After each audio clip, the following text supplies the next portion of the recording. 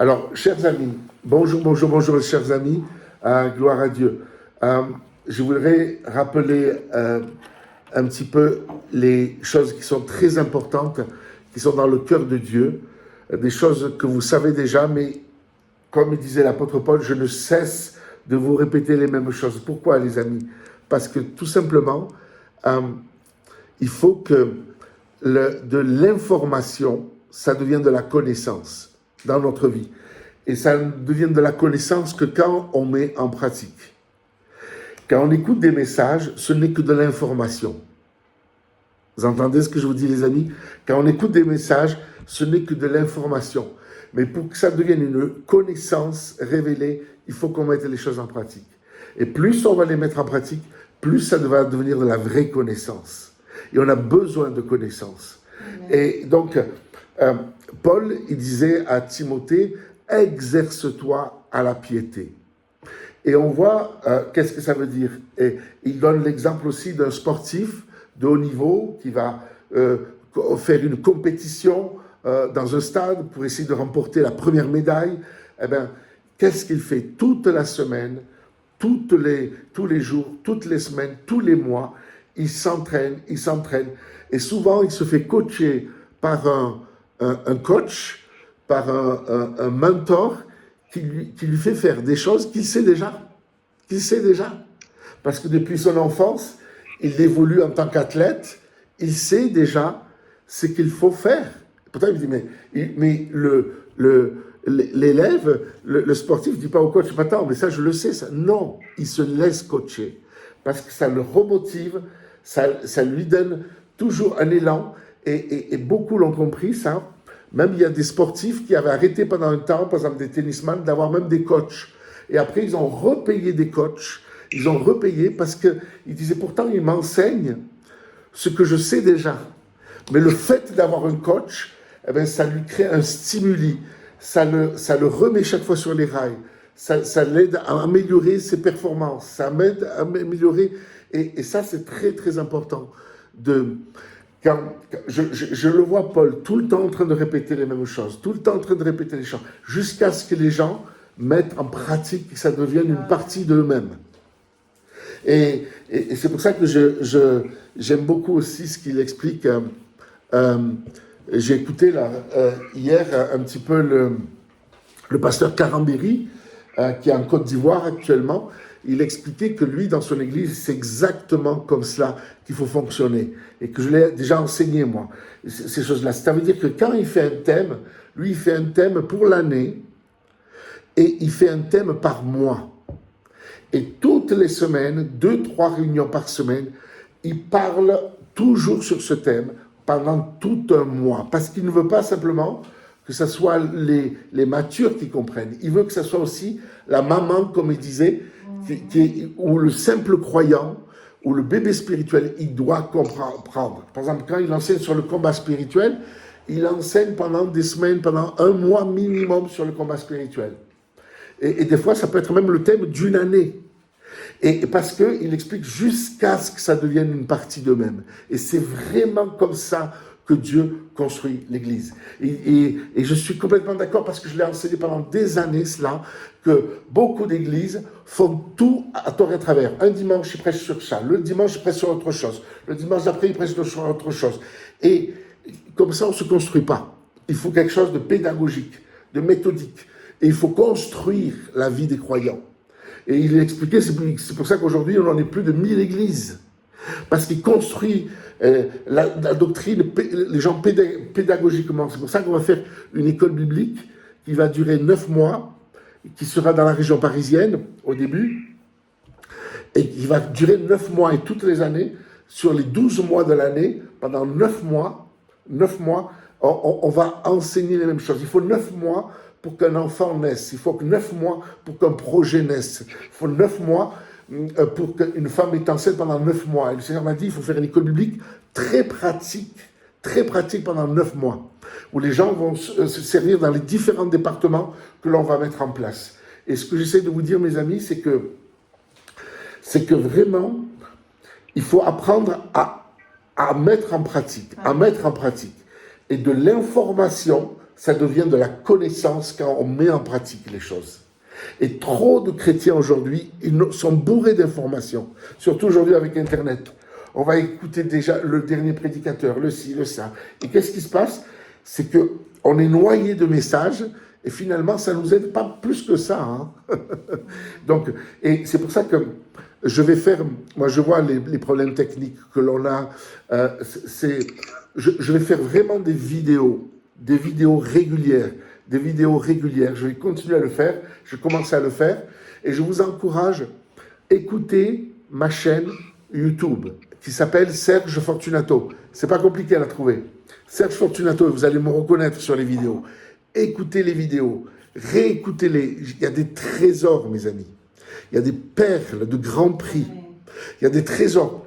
Et comme il disait aussi, j'aime beaucoup on aime beaucoup, Anna et moi, on le suit, le pasteur, comment il s'appelle, le black américain, là. Winston. Oui, hein? Bill Winston. On aime beaucoup, Anna et moi, Bill Winston. Il a beaucoup prospéré dans les affaires, il a un shopping center, il a créé plein de business. Et ils ont des églises dans le monde entier. Et Bill Winston, il explique, il faut écouter un message au moins 7, 8, 10, 15 fois. Parce qu'on oublie vite. On prend non seulement des notes, on fait pour faire des applications. Et moi, je fonctionnais déjà. Quand je me suis nourri pendant des années des bouquins de Kenneth Hagin, qui a été mon papa spirituel, et Yonggi Cho, je l'ai vu, j'ai passé un séminaire avec Yonggi Cho en Suisse, j'ai écouté des vidéos j'arrivais plus à les trouver aujourd'hui, qui étaient en VHS à l'époque, sur Internet, j'arrivais plus à les trouver. C'était vraiment des formations pour les leaders. Oh, qu'est-ce que c'était excellent. Je les ai écoutés, réécoutés, les livres de Yonggi Cho. Et chaque fois que je lisais un chapitre, des bons livres de Yonggi Cho et de Kenneth Hagin, je les y relisais, je les relisais, je soulignais les choses importantes. Le lendemain, je les relisais le chapitre. Des fois, je vois des chrétiens qui disent « Ah, je leur conseille de lire le livre. Ah, ça, je l'ai lu, c'est bon. Wow, en 2 jours, j'ai fini le livre. Mais attends, mon frère, c'est rien là. Relis-le, remédite-le, chapitre après chapitre. Nourris-toi. Moi, je ne lisais pas les livres. Je me nourrissais, et je revenais dessus, Et je vois que la façon dont je fonctionnais, les hommes de Dieu qui ont des grands ministères avec beaucoup de fruits, ils fonctionnent comme ça et ils disent de fonctionner comme ça. Et donc, c'est pour ça qu'aujourd'hui, on a une méthode dans l'Église de Jésus-Christ qui ne marche pas. Comme il disait un grand pasteur qui a été un homme de réveil très puissant dans les années 80 en Argentine, je ne sais pas s'il est encore vivant, je crois qu'il est décédé maintenant, qui s'appelait Juan Carlos Ortiz. Il disait « L'Église de Jésus-Christ est la seule institution au monde qui emploie une méthode qui ne marche pas. » Vous entendez? Parce qu'on vous dit « Oui, il y a des réveils ci, des réveils ça », mais c'est juste une église sur des multitudes qui n'explosent pas. Est-ce que vous comprenez, mes amis? Et il explique, il donnait l'exemple de la leçon de piano, que je cite souvent, je vais vous expliquer. C'est comme, il disait, vous avez un enfant de 10 ans, il va aller apprendre à jouer du piano. Ou même vous-même, vous prenez un professeur et vous voulez apprendre à jouer au piano. Si vous en avez un jour la possibilité, eh bien, allez, tous les mercredis, vous avez votre cours de piano. Et vous arrivez à votre première leçon, le professeur vous dit, ok, allez, il vous montre ce qu'il faut faire. Il vous montre ce qu'il faut faire et il vous fait voir comment faire. Et si vous disiez à la semaine prochaine, vous reviendrez, 2e leçon, et il vous donnerait une 2e leçon. À la semaine prochaine, vous revenez, 3e leçon. Et qu'est-ce qui va se passer, mes amis? Eh bien, il va se passer qu'au bout d'un moment, il va passer des mois, il va passer des années, vous ne saurez toujours pas jouer au piano. Et c'est exactement ce que l'on fait dans l'Église de Jésus-Christ. On donne des enseignements sur enseignements sur enseignements et il n'y a pas une mise en pratique. On ne revient pas sur les choses jusqu'à ce que les gens mettent en pratique. Et normalement, comment on prend une leçon de piano? C'est le professeur vous montre l'exercice, ou le professeur de tennis, par exemple, vous montre l'exercice, ou le professeur d'une autre activité, et après, il vous fait faire tous les jours des exercices à la maison. Vous avez des exercices à faire tous les jours à la maison. Par exemple, vous devez faire un exercice au piano qui vous a montré tous les jours, pendant une demi-heure, chaque jour, chaque jour, chaque jour. Et la semaine d'après, quand vous revenez pour faire la deuxième leçon, avant, ils vous disent, fais-moi voir comment tu as fait l'exercice.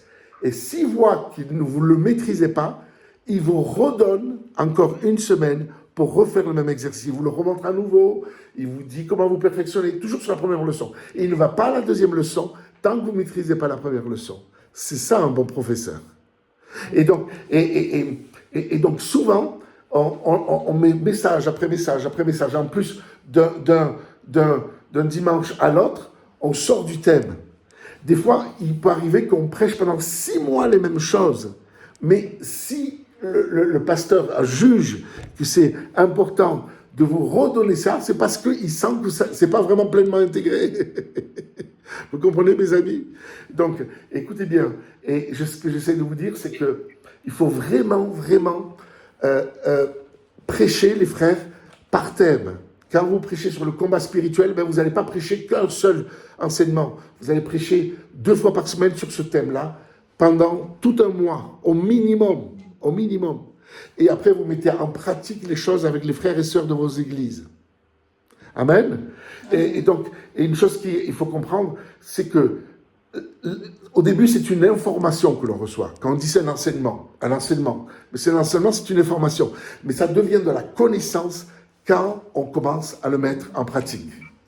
Tant qu'on ne met pas en pratique, ce n'est pas de la connaissance, c'est de l'information qu'on a reçue. On a reçu un enseignement, mais c'est une information. Et il y a plein de chrétiens que je connais qui ont 10 ans, 15 ans de vie chrétienne. Et pourtant, ils vont écouter des bons enseignements. Et pourtant, ils sont des fois dans des bonnes églises. Mais on voit, waouh! Et quand on voit des fois où ils en sont spirituellement, dans tel ou tel domaine de leur vie, on se dit, mais il y a quelque chose qui ne va pas. Parce qu'ils accumulent de l'information, mais ils ne mettent pas en pratique. Et Paul dit à Timothée, exerce-toi la piété. Tu fais des exercices. Alors, par exemple, Dieu habite dans la louange de son peuple. Je vous donne un exemple. Eh bien, quand tu as compris l'enseignement sur la louange et l'adoration, que c'est capital, tu es né pour adorer Dieu, tu es né pour louer le Seigneur, eh bien, tu vas passer ta vie, tes journées, à faire un nouveau style de vie. Les choses anciennes sont passées, tu ne fonctionnes plus comme avant. Tu fonctionnes en Christ. Eh bien, tu vas adorer et tu vas louer le Seigneur tous les jours. Est-ce que vous comprenez, mes amis? Donc, attendez. Je vais enregistrer. J'avais pas... Alors, mes amis, écoutez bien. Donc, ça, c'est très, très important. Donc, il faut absolument, tous les matins, avoir un temps avec le Seigneur. Le minimum du minimum, c'est normalement 1 heure. Mais si on ne peut pas 1 heure, au moins une demi-heure. Et à un moment, il est écrit dans l'Apocalypse, il y a eu une demi-heure de silence dans le ciel. Et Dieu a fait une chose. Il est passé à une autre étape. Et on voit que Dieu fonctionne par tranches de 30 minutes. Et Tommy Barnett, qui est un pasteur d'une méga church aux États-Unis, et qui est lui-même pasteur de 7000 pasteurs aux États-Unis. C'est un vieux monsieur, il est toujours en forme. Hein? Il enseigne dans le monde entier. Tommy Barnett, j'ai eu le privilège de l'écouter quand il est venu à Paris. Oh, je pleurais en l'écoutant, je pleurais. Il y avait une onction de multiplication qui était là dans l'atmosphère. C'était impressionnant. Et il expliquait une chose importante, c'est que toute sa vie, toutes ces semaines, il les organise dans son agenda par tranche de 30 minutes. Quand il reçoit quelqu'un, sauf exceptionnel, le rendez-vous ne dure pas plus de 30 minutes. Tout ce qu'il fait, il fait par tranche de 30 minutes. Et quand j'avais entendu ça, je me suis dit, my God, c'est bon ça. Et quand vous organisez votre vie personnelle par tranche de 30 minutes, au bout d'une semaine, au bout de 15 jours, au bout de 3 semaines, au bout d'un mois, vous avez organisé, vous avez fait énormément de choses. Et moi-même, qui je vous le dis, je vais de nouveau fonctionner comme cela. Écoutez-moi bien, mes amis. Par exemple, vous êtes laissé aller dans le rangement de votre maison. Eh bien, commencez à ranger votre maison. Des fois, on se dit, oh là là, le bureau, par exemple, tous les papiers sont en l'air. Ouh, je ferai ça plus tard. Il y a tellement à faire que, bon, on remet ça à plus tard. Tandis que si vous commencez à dire, allez, je fais pendant 30 minutes. Certes, pendant 30 minutes, vous n'allez pas pouvoir faire tout le travail, mes amis. Mais déjà, vous commencez à faire. Et après, le lendemain, on refait 30 minutes. Le surlendemain, ou le matin, 30 minutes, ou l'après-midi, 30 minutes, ou le surlendemain, on refait 30 minutes. Et bien, au bout d'une semaine, vous avez déjà déplacé des montagnes. Est-ce que vous comprenez, mes amis? Amen. Avant de déplacer une montagne, déjà, déplaçons, allez-y avec la pelle, et commencez à déplacer 1 mètre cube. Déjà 50 cm. Et quand on fonctionne comme ça, pour tout, même pour votre vie de prière, le matin, vous n'avez pas trop le temps de prier, eh bien on peut prier toute la journée, dans le métro, dans les transports, dans nos voitures, on peut prier. Mais après, il faut avoir aussi un temps vraiment de qualité où on se pose devant Dieu. Et ça, c'est 30 minutes le matin, 30 minutes après manger, et à midi ou à 13h, et 30 minutes le soir. Si vous faites ça déjà, vous avez 1h30 plus dans la journée, vous allez louer le Seigneur, vous allez méditer, vous allez proclamer la parole de Dieu. Mais déjà, vous savez, votre vie, elle est en Christ. Vous demeurez en Christ. C'est ce que faisait Smith Wigglesworth. Il avait 3 moments par jour avec Dieu. Il a ressuscité 13 morts, physiques, et des milliers de guérisons. Et il avait absolument, comme il disait, n'importe où il pouvait être, même s'il était avec des inconvertis, après manger, il sortait sa Bible et il méditait la parole de Dieu. Et il proclamait un verset de la parole de Dieu. Et il priait sur ce verset. Et il proclamait. Et il le visualisait. Et il louait le Seigneur. Avec les gens, il les encourageait. Même des inconvertis. Il pouvait être n'importe où, 3 fois par jour. En plus de passer du temps dans la prière.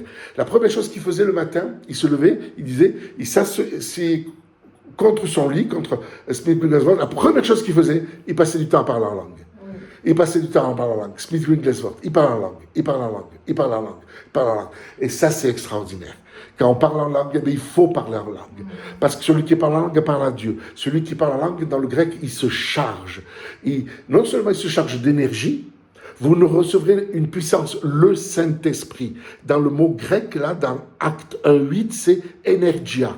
Vous recevrez une énergie. Il y a d'autres passages, c'est sur puissance. Mais là, c'est énergie. Eh bien, on reçoit des vitamines du ciel. Et on parle en langue doucement. C'est sûr, si vous avez négligé de parler en langue pendant longtemps, qu'est-ce qui va se passer? Eh bien, vous avez perdu l'onction. Eh bien, il faut retrouver la gloire de Dieu. Il faut vivre dans la gloire de Dieu. La vie chrétienne, c'est vivre dans le surnaturel de Dieu. Moi, je m'étonne beaucoup. J'entends des très, très bons messages de partout sur Internet, de prédicateurs connus, qui sont écoutés, qui ont beaucoup de likes. Mais je m'étonne qu'on ne parle pas de qui nous sommes en Jésus-Christ. Alors ils te disent, oui, vous avez l'autorité, ils vous disent, il faut faire ci, il faut faire ça, il faut prier, mais on ne t'explique pas Romains 6, Romains 7, Romains 8, que nous avons affaire à 4 lois. Ça, il faut l'intégrer, il faut le vivre avec tous les jours. On ne t'enseigne pas que tu es en Christ dans le 3e ciel et de vivre dans cette dimension-là. Et il y a beaucoup de bons enseignements. Il faut faire ci, il faut faire ça, il ne faut pas faire ci, il ne faut pas faire ça. C'est très bien, c'est bon tout cela. Mais il faut donner la possibilité aux gens d'être remplis du Saint-Esprit. Pour être remplis du Saint-Esprit, il faut se connecter à Jésus. Et écoutez bien mes amis, et il faut s'exercer. Tous les jours. Ok, il sait comment on fait un footing, un sportif. Il sait comment faire des tractions. Il sait comment faire des pompes. Il sait comment... Mais pourquoi alors il prend un coach? Allez, une série de 12. Allez, fais ça. Mais il le sait par cœur comment il faut le faire. Parce qu'il a été coaché pendant des années. Mais il se donne lui-même un coach parce que c'est un stimuli. Est-ce que vous comprenez? Et 2 valent mieux qu'un. C'est mieux. Et dans le cadre du couple, c'est important ça aussi. Oui. Dans le cadre du couple, eh bien, l'homme peut stimuler la femme peut stimuler l'homme à ce niveau-là. Amen. Amen. Voilà. Et donc, comme j'ai écrit, un message doit être écouté 15 fois au minimum. Au début, c'est une information, et après, ça devient de la connaissance par la mise en pratique. Euh, donc, j'ai marqué, c'est très important, le combat est rude spirituellement. Le combat est rude, mes amis. Mais il faut vivre en Christ, dans le troisième ciel, dans le surnaturel de Dieu pour vaincre et dominer l'ennemi. Si on ne vit pas en Jésus-Christ, on n'aura pas de puissance. C'est bien de comprendre théoriquement que nous avons l'autorité sur l'ennemi. Mais pour avoir la puissance qu'accompagne notre autorité, il faut être rempli du Saint-Esprit. Il faut être rempli du Saint-Esprit. Donc, c'est important de se nourrir du Seigneur. Il faut vivre de Christ. Il faut manger Jésus. Celui qui me mange vivra par moi. Il faut se goûter Jésus. Il faut goûter Jésus. Il faut le toucher. Il faut le toucher. Il faut se remplir l'esprit. Il faut se remplir de la gloire de Dieu, de l'esprit de Dieu. La mise en pratique amène la connaissance. Alors, écoutez bien. Le rendez-vous que nous avons tous les jours avec Dieu, le premier rendez-vous, vous savez qu'est-ce que c'est, mes amis? Le premier que nous rendez-vous, bien sûr, il faut louer le Seigneur.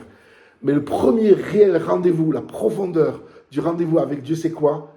Nous avons rendez-vous tous les jours avec la croix. Amen. Paul disait, je ne cesse d'avoir qu'un seul message, la croix, Christ crucifié, Christ ressuscité. Christ crucifié, Christ ressuscité. Pourquoi? Christ, il n'avait pas besoin d'être crucifié pour lui-même, il a fait pour nous. Et nous avons été mis en sa mort. Oh, alléluia. Je le médite, je me vois crucifié avec Jésus et je suis mort à la croix. Et un mort, qu'est-ce qu'on fait, mes amis, après un mort? Qu'est-ce qu'on fait d'un mort? On l'ensevelit. C'est pour ça que beaucoup de baptêmes, même, de baptêmes d'eau, que les gens se font baptiser, mais on n'enseigne pas cela. Parce qu'on ensevelit quelqu'un, le baptême, l'ensevelissement par le baptême, que quand il réalise qu'il est mort à la croix. Est-ce que vous me suivez, mes amis? Quand on réalise qu'on est mort avec Christ, mais Serge, je n'étais pas il y a 2000 ans, mais si, il te représente l'humanité, il te représente toi. Visualise, exerce tes yeux spirituels. Pareil, pour exercer ses yeux spirituels, on ne nous enseigne pas cela. Dans beaucoup d'églises, dans beaucoup de prédications, j'entends, c'est la chose principale. D'ouvrir nos yeux spirituels. La première chose que Dieu fait quand on est de nouveau, il ouvre nos yeux spirituels. Il ouvre nos yeux spirituels. Un bébé, quand il naît, je suis papy pour la 3e fois depuis quelques jours. J'ai un beau Isaïa qui est arrivé dans la famille, je suis papy pour la 3e fois. Eh bien, là, ok, il voit trouble, il ouvre un peu ses yeux, mais très vite, il va commencer à voir de plus en plus. C'est la première chose qu'il fait, il va découvrir. Il va obtenir de la connaissance, le bébé. S'il vous plaît, s'il vous plaît, Pasteur Siméon, s'il te plaît. Pasteur Siméon, éloigne-toi. Si tu n'arrives pas à couper le micro, éloigne-toi du bruit, s'il te plaît. Merci. Éloigne-toi du bruit, pasteur. Parce que ça dérange. Ok. Alors, je disais que l'enfant, il découvre le monde, il va découvrir ses parents, sa maman, son papa, pas simplement par l'odeur, pas simplement par la tétée qu'il fait quand il tète le sein de sa mère, mais parce qu'il va voir. Il va obtenir de la connaissance parce qu'il va voir. Et nos yeux spirituels doivent être ouverts. On doit enseigner aux gens à visualiser. Et vous allez voir, le Saint-Esprit, quand tu commences à visualiser, le Saint-Esprit va venir et il va te faire voir les choses. Selon lui. Mais à la base, il faut que tu apprennes à visualiser. Pour que le Saint-Esprit, et beaucoup de chrétiens, après des années de vie chrétienne, ils ne savent pas voir le monde spirituel parce qu'ils n'ont pas appris, on ne leur a pas enseigné à visualiser. Jésus a dit, dans Jean, au chapitre 3, au verset 17, je crois, après Jean 3,16, que l'on connaît, il a dit, de même que le Fils de l'homme, de même que le serpent a été élevé dans le désert, eux, dans l'Ancien Testament, ils regardaient physiquement le serpent. Un serpent d'airain, en métal d'airain, qui était mis sur une perche. Et ce serpent représente Jésus. Mais on dit, mais non, Serge, le serpent représente le diable. Pourquoi il regardait le serpent? Mais parce qu'il représente nous à la croix. Nous, à la croix, on a été le dernier Adam. Satan a été vaincu à la croix. Les démons ont été dépouillés, démunis de leur autorité sur notre vie à la croix. Et c'est bien d'en avoir une adhésion intellectuelle, mais il faut le méditer. Et je suis mort il y a 2000 ans. Je suis mort il y a 2000 ans. Et quand, au bout d'un moment, tu le médites tous les jours on a rendez-vous avec la croix, tous les jours tu as rendez-vous avec Romains 6. Romains 6 te dit, regardez-vous avec vos yeux spirituels. Regardez-vous, il dit Paul, comme mort au péché et comme vivant pour Dieu en Jésus-Christ. Vous avez été crucifiés en même temps que lui, nous dit le grec. Vous avez été crucifiés avec lui, c'est dans vos Bibles le second. Vous avons été crucifiés en même temps que lui, parce qu'il nous représente. Il est le dernier Adam. Il a cloué notre nature. Alors, on se voit, il faut exercer nos yeux spirituels. On se voit tous les jours, vous avez rendez-vous avec la croix. Tous les jours, vous avez rendez-vous avec Romains 6. Amen. C'est la première chose. On est en rendez-vous avec Romains 6. Alors, j'ai été crucifié en même temps que Jésus. Je m'exerce à la piété. Je m'exerce à me voir tous les jours crucifié avec Christ. Et je me redonne à Dieu. Et là, dans ce passage, après que tu as compris ça, après que tu as compris que tu as été crucifié, après que tu as compris que tu es mort, tu es mort, tu es mort. Et le mort, qu'est-ce qu'on fait? Si tu n'es pas baptisé, ben là, tu es bon, tu es prêt pour le baptême. Par l'ensevelissement, par le baptême. Donc, on n'ensevelit que des morts. Nous sommes morts avec Christ. Vous êtes morts il y a 2000 ans. Voyez-vous à la croix, mais Serge, tu sais pas que je suis encore bien vivant, hein? J'ai ma nature. Attends, regarde, c'est la première étape. Regarde la méthode de Dieu. Tu as été crucifié en même temps que Jésus. Et plus tu vas voir Jésus, toi, crucifié en même temps que Jésus, plus tu vas te voir sur la croix avec Jésus, en Christ, tu as été crucifié, et plus la puissance du péché va être vaincue en toi.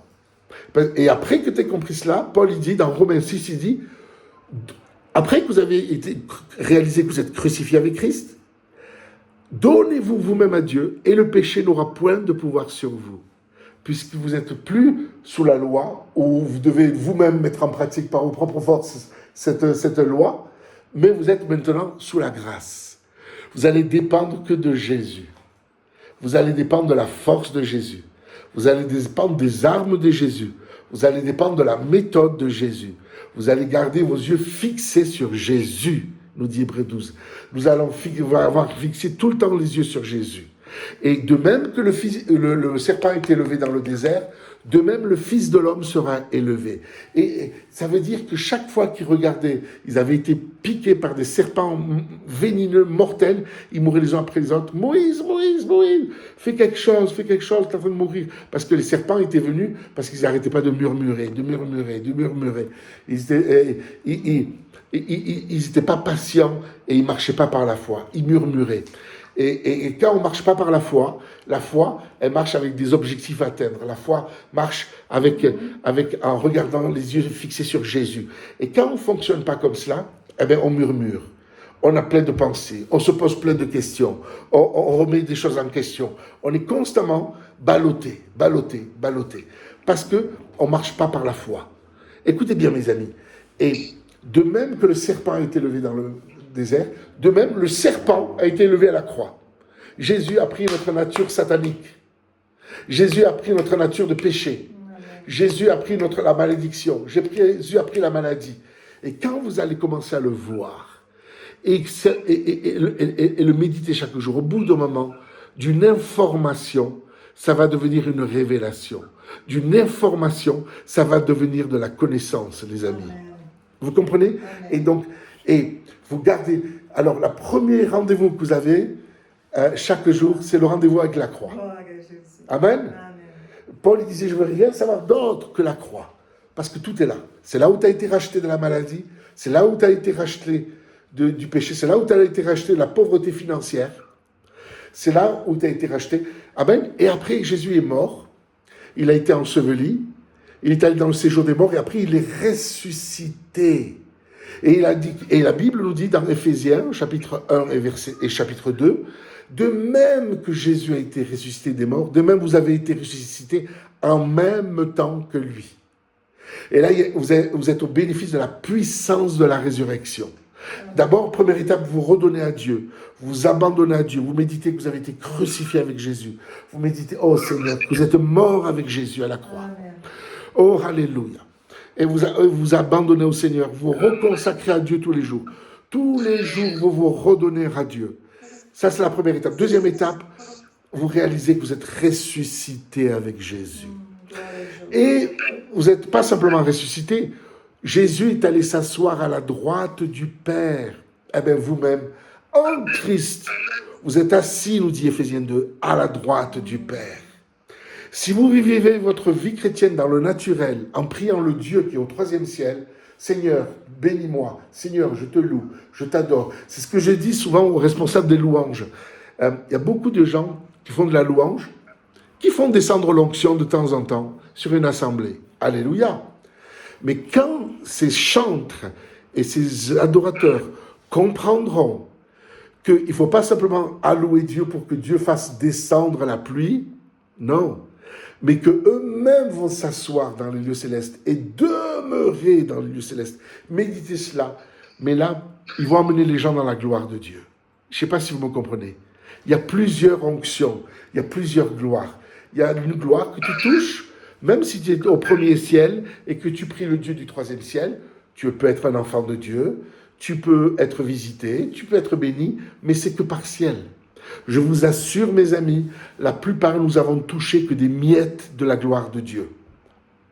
Pareil, regardez, en Christ, regardez, Jésus a été fait. Jésus a été fait, écoutez bien ça. Jésus a été fait, notre rédemption, il a été fait pour nous. Sagesse, comment c'est le texte? Il a été fait pour nous, sagesse,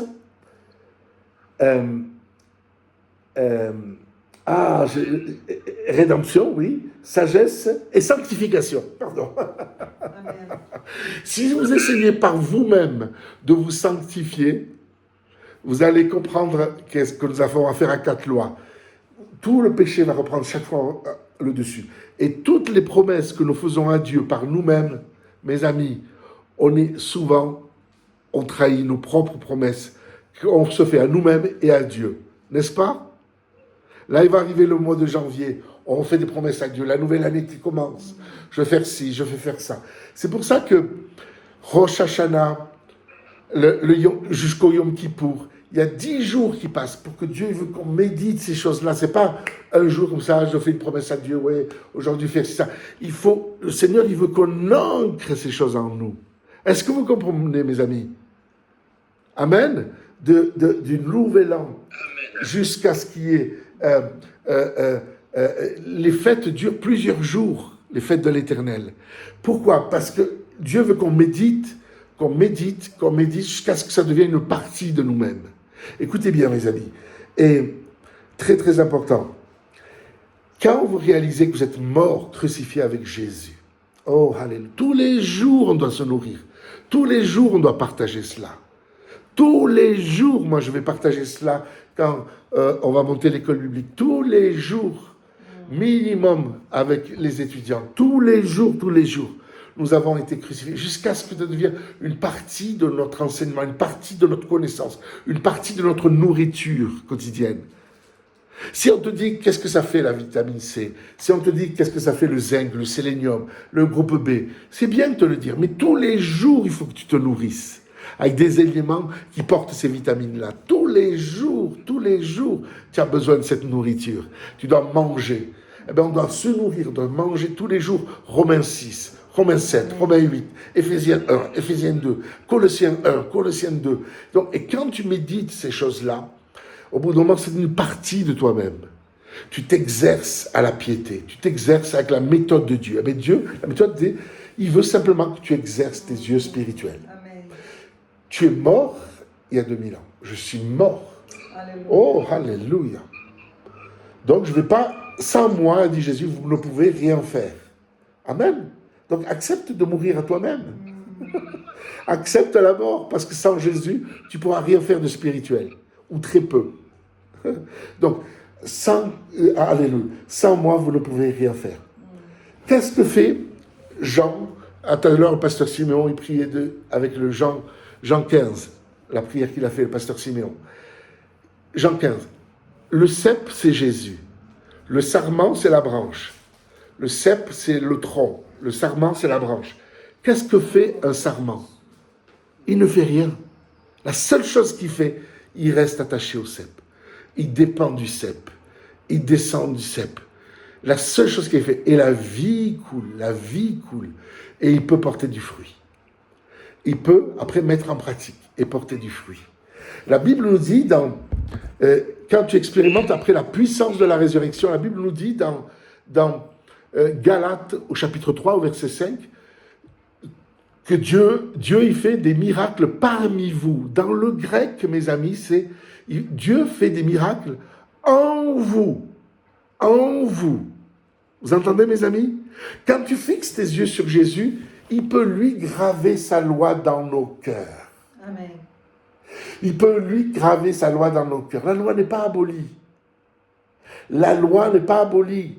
Tu aimeras le Seigneur ton Dieu, tu le serviras lui seul, c'est pas aboli. Jésus va même plus loin que la loi. Il t'a dit que si tu commets adultère, tu as péché. Moi, je vais vous dire encore plus. Si tu regardes même une femme pour la convoiter, tu as déjà commis adultère. C'est déjà un adultère. Vous avez été dit œil pour œil et dent pour dent. Mais moi, je vous dis, aimez vos ennemis. Aimez ceux qui vous maltraitent et vous persécutent. Waouh! Donc, il va encore plus loin que la loi. Mais tout ça, déjà que la loi, on ne peut pas la mettre en pratique, sans péché, nous-mêmes, parce qu'en fait, la loi révèle notre nature pécheresse. Pourquoi la loi a été donnée pendant des siècles? Un jour, j'avais posé la question à Dieu, mais pourquoi, Seigneur, tu n'es pas venu tout de suite, une génération après, pour mourir et ressusciter pour nous? Pourquoi? Parce qu'il voulait prouver, le Seigneur, à travers l'histoire du peuple juif, que d'une génération à l'autre, ils étaient tous formés de la même pâte. Tous, ils n'étaient pas mieux un que l'autre. Et ils échouaient régulièrement. Ils réussissaient, pendant un temps, ils échouaient. Ils réussissaient, ils échouaient. Il n'y avait pas une progression, il n'y avait pas une constance. Même David, qui a vécu la gloire de Dieu, il a fait les pires bêtises.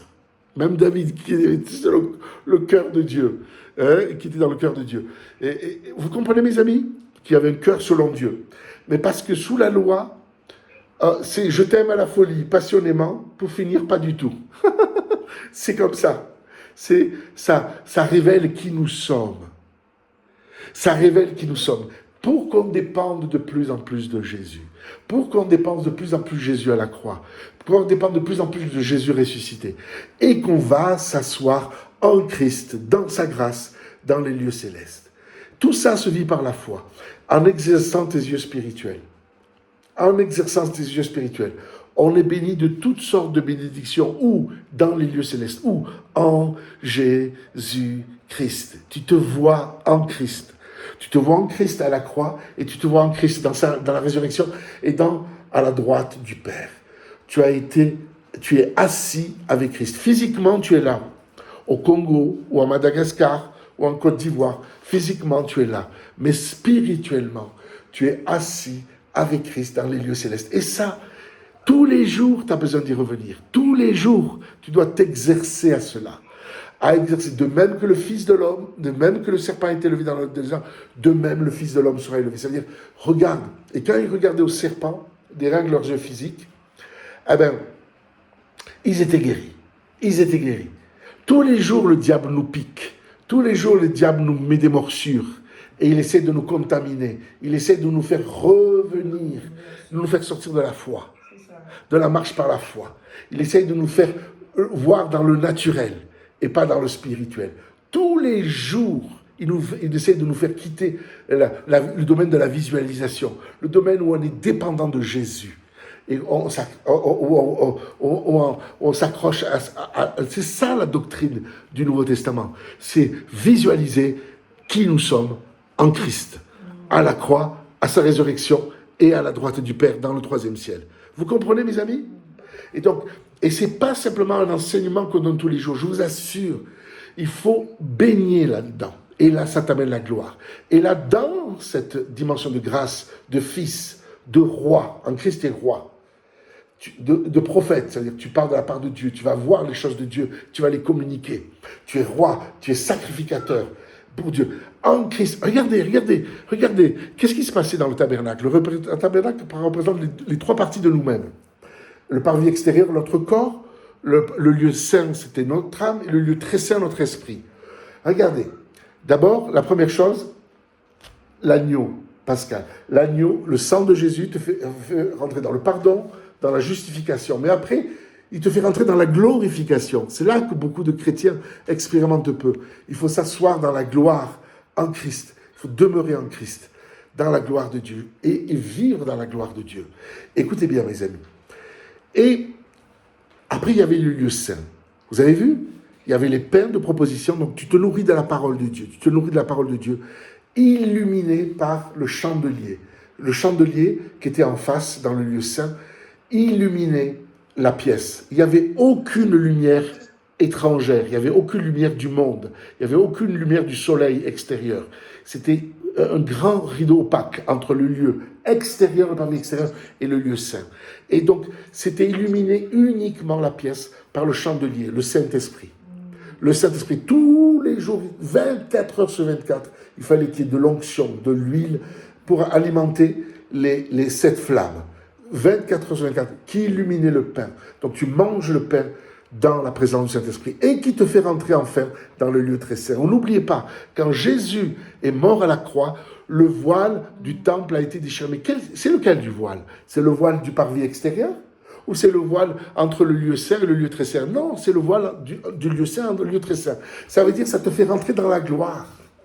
Le sacrifice de Jésus, quand tu te vois à la croix, mort avec Jésus, oh alléluia, et tu te redonnes à Jésus, la puissance de la délivrance du péché rentre en toi. La puissance de la délivrance du péché rentre en toi. Et là, quand tu proclames, Satan, tu t'en vas, démons, vous partez, là, ça a de l'autorité. Parce que les démons, ils ont été dépouillés quand toi, tu réalises qu'il t'est crucifié à la croix. Beaucoup de chrétiens, des fois, ils bataillent, ils chassent au nom de Jésus. Et ils ne sortent jamais de leurs problèmes. Pourquoi? Parce qu'ils ne réalisaient pas qu'ils ont été crucifiés. Et ils ne se sont pas donnés à la croix. Et c'est ça la marche par la foi. La foi, c'est dans le sacrifice de Jésus, mort et ressuscité pour nous. Et après, tu vas te mettre, tu es assis avec Christ dans les lieux célestes. C'est là où tu es béni. Et regardez, qu'est-ce qu'il y avait dans le lieu très saint? C'est là la gloire, le troisième ciel. C'est le lieu très saint. Qu'est-ce qu'il y avait dans le lieu très saint? Il y avait l'arche de l'alliance. Qu'est-ce qu'on mettait sous le couvercle de l'arche? Le propitiatoire. On mettait le sang. Oh, alléluia. On s'approche du Père. Alléluia. On rentre dans le troisième ciel par le sang de Jésus. Amen. Et Dieu voit le sang et Dieu est satisfait. Mais qu'est-ce qu'il y avait dans l'arche? Dans l'arche, il y avait les tables de la loi. Tiens, la loi n'est pas abolie. Je ne suis pas venu pour abolir la loi. Il y avait les tables de la loi et il y avait le bâton d'Aaron qui avait refleuri. Symbole de la résurrection. Ouais. Ça veut dire qu'il grave sa loi dans notre cœur. Tu expérimentes la puissance de la résurrection en toi. Ah, alléluia. Tu expérimentes Éphésiens 1, tu expérimentes Éphésiens 2 et tu vas t'asseoir dans le ciel. Et c'est là que tu es en Christ, tu es Christ sur la terre. Tout ce qui est à moi, a dit le Père, c'est à toi. Jésus est riche, je suis riche. Jésus est fort, je suis fort. Jésus est puissant, je suis puissant. Oh, Jésus règne, je règne. Et plus vous allez méditer sur ces choses-là, plus ça va devenir une réalité. Tout ce qui est à moi, dit le Père, là, dans le troisième ciel, là, dans la Jérusalem céleste, là, en Christ, là, dans le lieu très saint, là, dans le troisième ciel. Alléluia, tu es béni de toutes sortes de bénédictions. Et là, dans nos cœurs, il y a la loi. Dans l'arche, il y avait la loi. Elle n'est pas abolie, la loi. Je ne suis pas venu abolir la loi. Je suis venu pour l'accomplir. Et en Christ, dépendant de Christ, on peut accomplir la loi. Ça veut dire d'aimer notre prochain. Et Jésus est allé même plus que la loi. Même d'aimer notre ennemi. On ne peut pas. Je vous dis franchement, si vous pouvez aimer vos ennemis, c'est impossible. C'est impossible. Au minimum, on va se méfier, on va faire attention. Aimer nos ennemis, c'est que Christ qui peut l'aimer au travers de nous. Il faut être mort pour aimer nos ennemis. On ne peut pas aimer nos ennemis. Moi, je ne peux pas aimer les ennemis. Oh, je veux qu'ils soient jugés, là. Par Dieu, mes ennemis. Je veux qu'ils soient jugés par Dieu, mes ennemis. Et souvent, t'entends des prédications comme ça, Seigneur, juge nos ennemis. Et moi-même, souvent, j'ai prié comme ça. Ben, on doit dire, Seigneur, justifie-moi dans telle situation. Tu vois comment il me fait du mal, cette personne. Et reprends-la. Je veux la bénir, moi.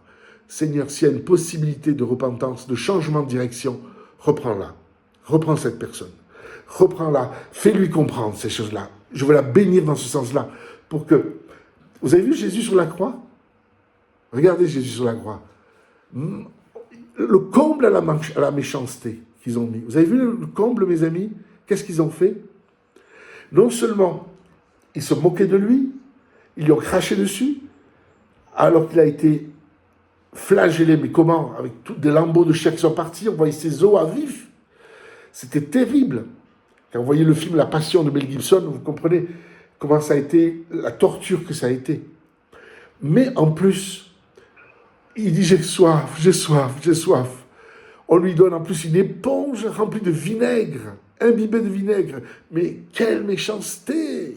Quelle méchanceté! Sauve-toi toi-même, tu es le Fils de Dieu. Même pas un minimum de compassion, le monde religieux. Ah, c'était le Fils de Dieu. Descends de la croix, sauve-toi toi-même. La cruauté de l'homme, l'homme pécheur. Et Jésus, vous avez vu qu'est-ce qu'il a fait sur la croix? Pardonne-leur, Seigneur, parce qu'ils ne savent pas ce qu'ils font. Waouh!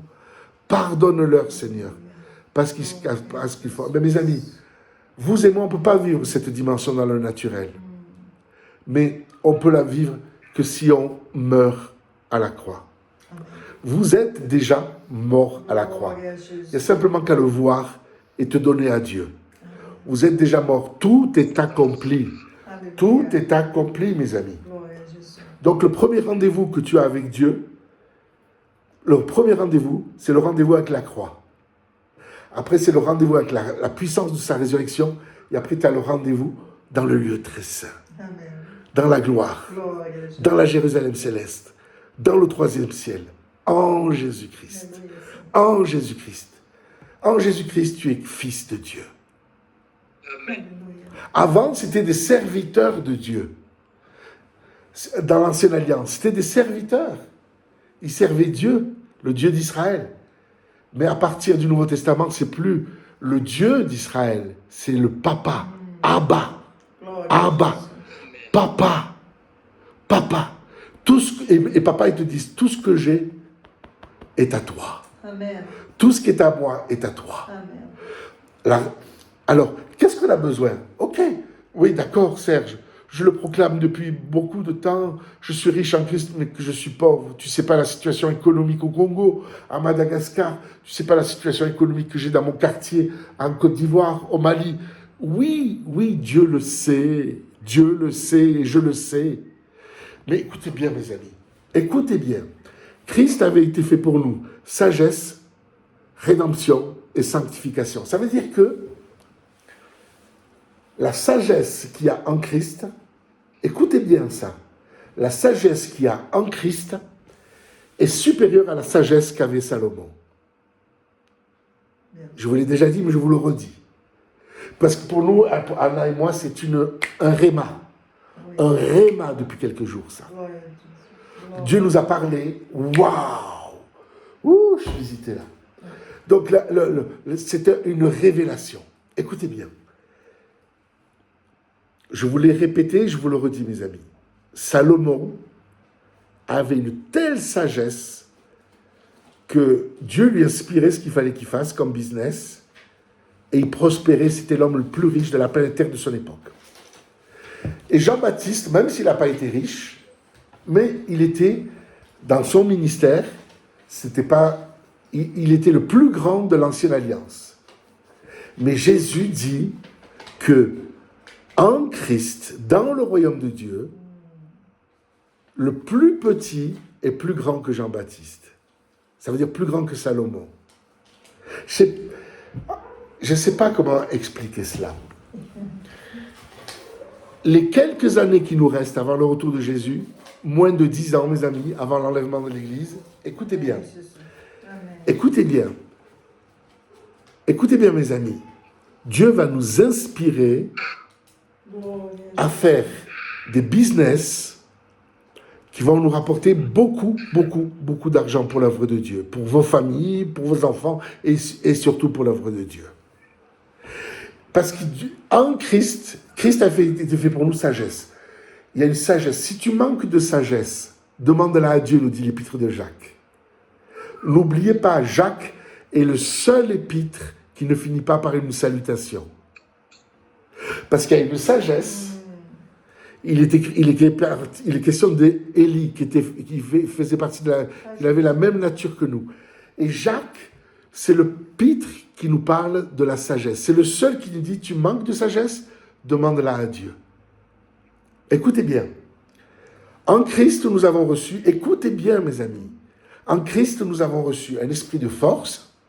Ça, c'est les vitamines du ciel. Tu parles en langue, tu dépends de Jésus, dans Romains 6 à la croix, tu vas t'asseoir dans les lieux célestes. Tout ça se vit par la foi. En Christ, écoutez bien, vous allez voir la suite. En Christ, waouh, tu reçois les vitamines du ciel. La force. Après la force, il vient quoi? L'amour. C'est un esprit de force, d'amour. Dieu grave sa loi dans ton cœur. Dieu, ça c'est dans Philippiens, au chapitre 2, verset 13. Il met en toi le vouloir et le faire. Ça veut dire que non seulement il te donne la capacité, le désir, mais il te donne la capacité. Ça, c'est parce que tu dépends de Jésus, parce que tu gardes tes yeux spirituels fixés sur Jésus, tu es dans cette relation d'amour avec Jésus, tu es dans la grâce de Dieu. Eh bien, qu'est-ce qui se passe, mes amis? Eh bien, il met ses désirs dans ton cœur. Et beaucoup, moi j'ai fonctionné pendant des années comme ça. On a les désirs de Dieu dans notre cœur, mais après, il nous manque la capacité. Et pour avoir la capacité, il faut passer du temps dans la gloire de Dieu. Il met ça, le désir, le vouloir, c'est-à-dire tu veux faire le plan de Dieu, et il te donne le faire, c'est-à-dire la capacité. Paul il disait, ma capacité vient de Dieu. C'est pour ça qu'il passait des heures et des heures à parler en langue toute la journée. Il leur disait même aux Corinthiens, ce n'est pas de l'arrogance, je parle en langue plus que vous tous, je parle en langue. Et écoutez bien mes amis. Donc c'est un esprit de force que tu as reçu, un esprit d'amour et un esprit de sagesse. Et la sagesse, c'est la partie pratique. Le sage acquiert des richesses, nous dit les proverbes. Le sage s'empare des âmes. C'est-à-dire que tu n'arrives pas à gagner des âmes à Christ, eh bien, tu manques de sagesse. Tu n'arrives pas à acquérir des richesses, tu manques de sagesse. Eh bien, demande-la. Dieu ne te culpabilise pas. Tu manques de sagesse. Demande-la à Dieu. Tu veux gagner des âmes? Tu veux prospérer? Tu veux savoir comment créer une entreprise alors que tu n'as rien? Mais tu as beaucoup. Si tu dis que tu n'as rien, Dieu va relever même ce que tu as. Tu crois ne pas avoir, et il va le donner à quelqu'un qui a déjà. Est-ce que vous comprenez ça, mes amis? C'est le contraire du communisme, le royaume de Dieu. Tu dis que tu n'as rien, eh bien, Dieu va t'enlever même ce que tu as, et il va le donner à quelqu'un qui est en train déjà de porter du fruit. Il va donner plus à cette personne. Oh!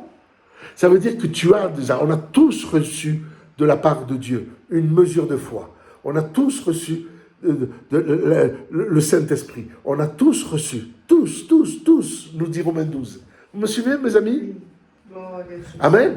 Donc, n'oubliez pas, le Saint-Esprit, il y a trois choses. Il y a la force, les vitamines du ciel. On reçoit une énergie, une puissance, énergie. On reçoit des vitamines du ciel, on est fortifié en Christ. Quand tu parles en langue, quand tu adores Dieu, quand tu médites la parole de Dieu, quand tu danses avec Jésus, tu fais la fête avec Jésus. Quand tu médites les Écritures, tu es fortifié. Ça entraîne l'amour, après les émotions. Les émotions de Dieu viennent en toi. Et tu commences à voir comme Dieu voit. Tu commences à éprouver les émotions de Dieu. Ça coule en toi. Mais après, tout ça, c'est l'énergie, la force et l'amour. C'est encore immatériel, tout ça. Mais la partie pratique, c'est la sagesse. C'est l'application pratique. Vous comprenez ça, mes amis? Le sage s'empare des âmes. Le sage acquiert des richesses. Et en Christ, le plus petit est plus grand que Salomon. En Christ, le plus petit est plus grand que Moïse. En Christ, le plus petit est plus grand que Élie et Élisée. C'est pour ça que le seul épître qui ne finit pas par une salutation, c'est l'épître de Jacques. C'est l'épître de Jacques, où il dit, tu manques de sagesse, demande-la à Dieu. Amen, on va demander plus que jamais. Amen. Alléluia. Tu veux travailler dans l'onction d'Élie? Amen.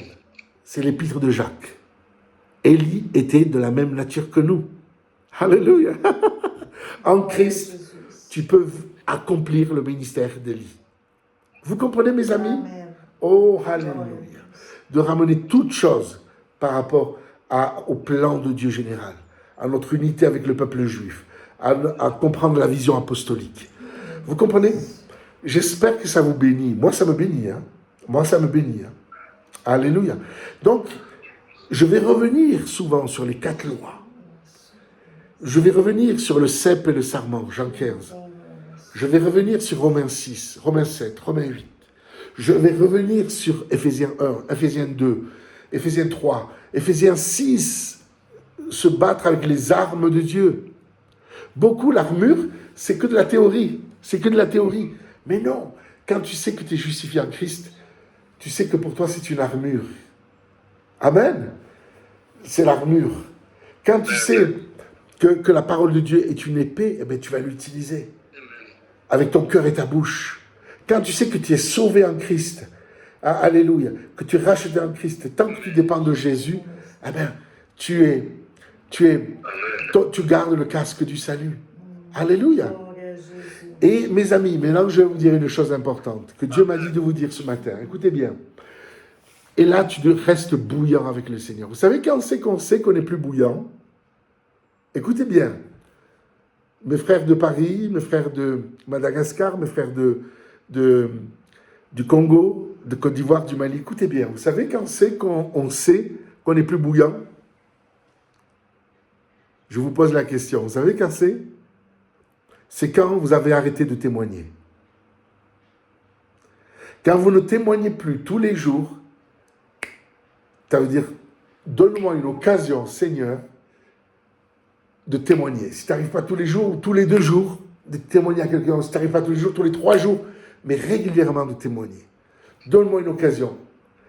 Et si tu ne me la donnes pas, Seigneur, c'est moi qui vais la provoquer. Parce que tu témoignes en toute occasion, favorable ou non, a dit Paul.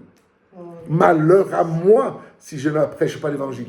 Parce que si tu n'arrêtes de témoigner, souvent les gens ils croient qu'ils sont encore bouillants alors qu'ils sont tièdes depuis longtemps. C'est quand tu as perdu ton premier amour. Rappelle-toi au début de ta conversion. Tu témoignais, moi j'arrêtais pas de témoigner. Rappelle-toi au début de ta conversion. Et ce que je dis ce matin, c'est aussi pour moi. Quand on arrête de témoigner, c'est là qu'on est devenu tiède. Ah, oui. Quand on arrête d'évangéliser, c'est là qu'on est devenu tiède. Vous comprenez ça, mes amis? Quand on arrête, et là, on ne s'en rend même pas compte. On ne s'en rend même pas compte. Donc, la mise, être bouillant, c'est être un témoin quotidien. Et quand on arrête de témoigner, eh ben, on devient tiède. Et quand tu deviens tiède, tu bloques ta destinée. Je répète, quand tu deviens tiède, tu bloques ta destinée. Tu bloques le processus. Oui. Vous comprenez ça? Le Seigneur m'a parlé là-dessus. Quand on est tiède, on bloque notre destinée. Oui. Gloire à Jésus. On doit marcher dans la grâce. Et on doit marcher aussi dans la sainteté. Il a été fait pour nous rédemption. Nous sommes rachetés. Amen. Alléluia. Il a été fait pour nous sagesse. Oh Seigneur. J'ai besoin, moi, Serge Fortunato, j'ai besoin de sagesse. J'ai besoin de sagesse, d'inspiration. Que l'argent du ciel vienne à moi. Que l'argent du ciel vienne à moi. Oh, que l'argent du ciel vienne à moi. Les opportunités viennent à moi. Au nom de Jésus. Je vais prospérer. Je vais aller de gloire en gloire. Au nom de Jésus-Christ.